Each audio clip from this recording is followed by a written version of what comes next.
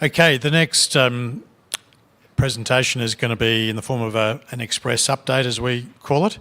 This one's titled Sustainability Reporting in Motion, Europe and Beyond. To deliver this express talk, I'd like to welcome one of our, as he was reminding me last night, one of our longest supporters and sponsors.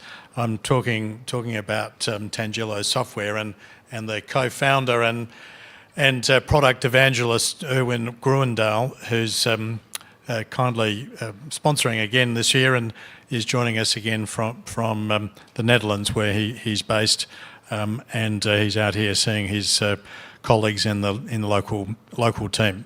ERWIN, thanks very much, and we look forward to hearing about what you're seeing in Europe.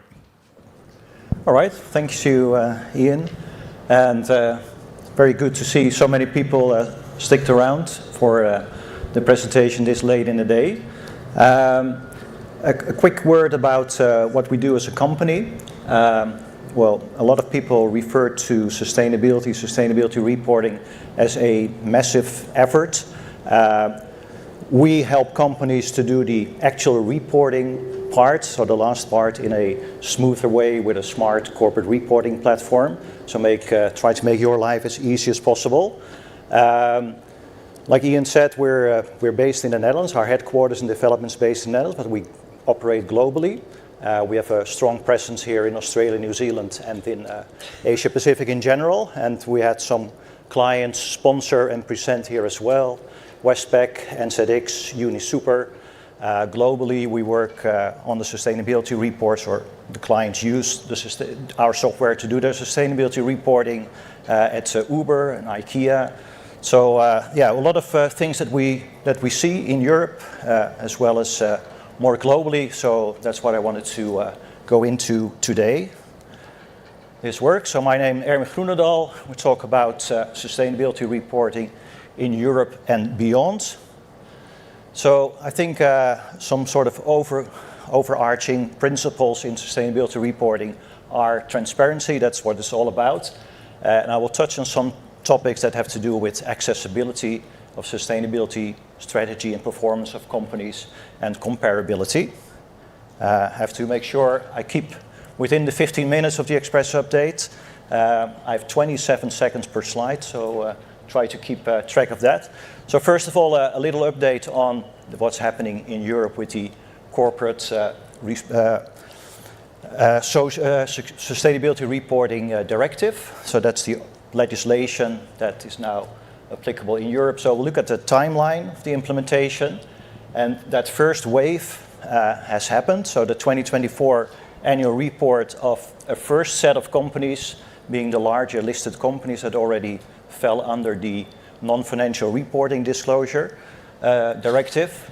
So these are listed companies, large listed companies, and what they call public interest entities.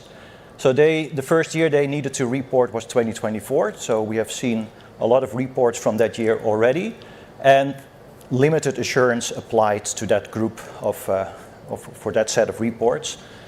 But reasonable assurance was on the timeline to become applicable within a couple of years. So we supported a lot of clients in that first wave, and some takeaways from the report. If you look at the annual report, and part of the CSRD requirement is that the sustainability disclosures, and they have to be put in a sustainability statement, as they call it under CSRD. It's in the annual report, in the management report part of the report. And what we saw is like many more pages, many more people involved in the annual report, a lot more data. We now see annual reports up to 470 pages. So a lot of pages were added. I think in general, like the annual reports were already pretty big in Europe. On average, I think the CSRD added around 70, 80 pages on average, with up to like 100, 150 pages, some of the longer examples. Just some glimpses of the type of elements you see in the report, and this is exactly the type of elements we try to streamline, to make it easy to add elements like that, so that you can actually focus more time on the content and not on the layouting of a page like this. So you see a lot of things where they use all kinds of graphical elements to make it easier to read, diagrams like this, and we make it possible that these are actually automated, so you don't have to individually work on those items, but you can just feed them, have them data driven. So that's will speed up things. Here you see in the margin of the page the references to the data points. So the CSRD has about 1,200 data points, and they're all like, it's very structured in the labeling, and to help the reader, well, identify where these data points are in the report. They're here indicated in the margin of the page, and you will also see them in the content index. And this is also helpful to check if you are complete in the document. So it's a little bit like tagging almost. So we allow clients to identify these data points and then show them on the page like this, but at the same time use them in the content index and use this for a compliancy check. So you can indicate which data points you decide to report on, or you must report on, and then be able to check if you are complete, if you are compliant. So we see these large content indices, and you can imagine if you have to do this by hand or have the design agency to do this for you, there's a lot of back and forth to get this right. So these are the kind of things we automate as much as possible, so make it a smooth ride to create the actual report. So it's a lot of work, but there's even more ahead. So have a look at both what's happening in terms of relaxation of the legislation, as was mentioned before, but also look at what's ahead for Australia and New Zealand, and also in terms of possibly electronic reporting as well. So let's have a look at what's ahead. First, and it was mentioned by Penny Searle in the keynote as well, that the EU is reducing the complexity, and they did this in a little bit of a sneaky way because they could not actually change the legislation, but by combining it with two other legislations, and they put that together in the omnibus, they were able to implement some relaxation. So what they did, like the main thing, so these listed companies still have to report under the original legislation, but that second wave, the large undertakings, they changed the thresholds there. So you can hardly see this here on the screen, but it used to be 250 employees, but they raised this to 1,000 employees, and the turnover and assets, they also raised those thresholds, which means, plus they delayed this by 2 years. So there's a 2-year delay for the large undertakings, plus the increased thresholds. It means that 80% of, if you look at the number of companies, 80% was taken out of that requirement to report on the sustainability. That seems like a lot, but if you look at the market capital that is actually involved, it's not as much as that. Of course, it's only, I think, 5 to 10% less. So it still impacts a lot of the capital in the EU, but a lot less of the smaller companies need to report. So a lot of relaxation. And another important one is that the reasonable assurance is postponed indefinitely. So that's off the table for the next few years. So there is relaxation. They're also going to reduce the number of data points by 25%. But there's also something that will impact some of the companies present here, I think, and I wanted to play some ominous music at this point, but we could not make that happen. But it can impact, or it will impact non-EU companies, and possibly also impact larger Australian and New Zealand companies, because in 2028, so in the 2028 annual report, if you have a 150 million turnover in the EU, plus either a large undertaking subsidiary or a branch with 50 million in turnover, you have to report under the CSRD. Sorry to interrupt. Is that 150 million euros or $8? This is 50 million euros, yeah. So, and I think it's, I'm not sure if one of the companies present here is already preparing to report under CSRD. I think it will impact quite a few of the larger companies. I'm not sure nobody is worried about CSRD here. No one. The thing is that so if you apply, and I asked my new best friend forever, ChatGPT, if he could estimate how many companies are impacted. So it's in Australia, it's up to 50, 30, between 50 larger companies. So it could be Goodman or Lendlease or maybe Fisher and Paykel in New Zealand. So those are the type of companies that will be impacted.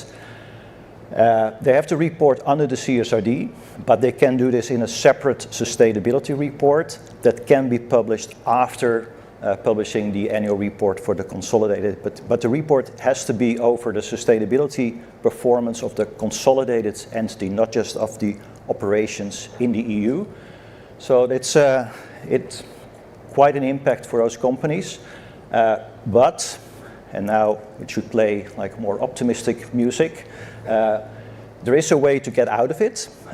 So there is this equivalence clause, clause 40A in the legislation. There is a way to avoid having to report using the European sustainability reporting standards, and that's the equivalence. And it has not been determined that another framework or other set of standards is considered equivalent, but the expectation is that the Australian standards, and they focus of course on financial materiality, and the European standards are based on double materiality, so both financial impact, financial materiality as well as impact materiality. So if you use the Australian standards with the financial materiality, but would also use GRI for the impact materiality, it is possibly or even likely that that will be considered equivalent. So that is your ticket out. The New Zealand situation is a little different. They were frontrunners in climate-related reporting, but these standards were not based on the IFRS standards or the ISSB standards, but they're based on the TCFD. So using the New Zealand standards plus GRI, it's unlikely that that will be considered equivalent. I do know that in New Zealand they are likely to align the standard reporting with the ISSB standards. I mentioned a couple of times before that, they determined that they're not aligned now, but most likely they will be aligned in the future. Looking beyond compliancy, how is reporting evolving? So a couple of quick trends from around the world. We do see a new upward trend around publishing the annual report as a microsite, as a website version of the annual report. Accessibility, of course, is important of information, and publishing the information as a microsite is a very accessible way of sharing the information with your stakeholders.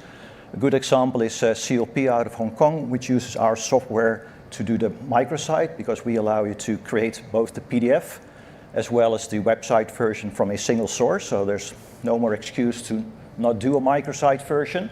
It's a very interactive way of presenting the information. This also includes, by the way, an option to automatically download the data book with all the information, either like a custom created data book, but also all the tables in a report can automatically be extracted as a clean Excel file to share the information as part of making the information as easy accessible as possible. Which brings us to the last point that I wanted to make about electronic reporting. So a machine readable version of the report, which has been mandatory in the EU in the last 4 to 5 years. So we've helped a lot of clients do this. It's also something that our platform supports, so integrated tagging and be able to generate the filing package with the electronic report. And this is all about comparability. I noted that Michela Jameson of Jarden mentioned Kristin from First Sentier mentioned that they have people scrape data from annual reports, upload them into their database to be able to extract information. And that's exactly the goal of electronic reporting, to not have to do that, but you have a format that can actually be read by your software and get all of the tag data out of it, both the financial disclosures, as well as in the future, or in the very near future, also the sustainability disclosures. So in Europe with CSRD, it comes with a taxonomy that allows tagging of the sustainability disclosures, and with the ISSB standards, you also have the SASB taxonomy to tag information. So this will be something that will likely become a requirement in other jurisdictions as well. And actually in Australia and New Zealand, it's back on the table. It's been discussed before to do electronic reporting, but it's back on the table. In Australia, there's a government consultation that was finalized, was completed. They're now working on the final report that will be presented somewhere between August and November. And in New Zealand, I'm not sure if there are people from the XRB still present here. I know there were presenting, yeah. So it's being endorsed by the External Reporting Board in New Zealand to and encouraged to relook at electronic reporting, because it's undeniable, the best way to make data available for mass consumption, and the comparability is also guaranteed because you use a taxonomy to tag the information. So it's getting real, and it's getting more challenging to create that final report. That's where we can maybe help you with. So hopefully you see the challenges ahead with more data, more pages, electronic reporting, doing microsites to engage your stakeholders. So I'll leave it with that. I'm 1 minute and 22 seconds over time. Hope it was insightful and you learned something. Well, thanks.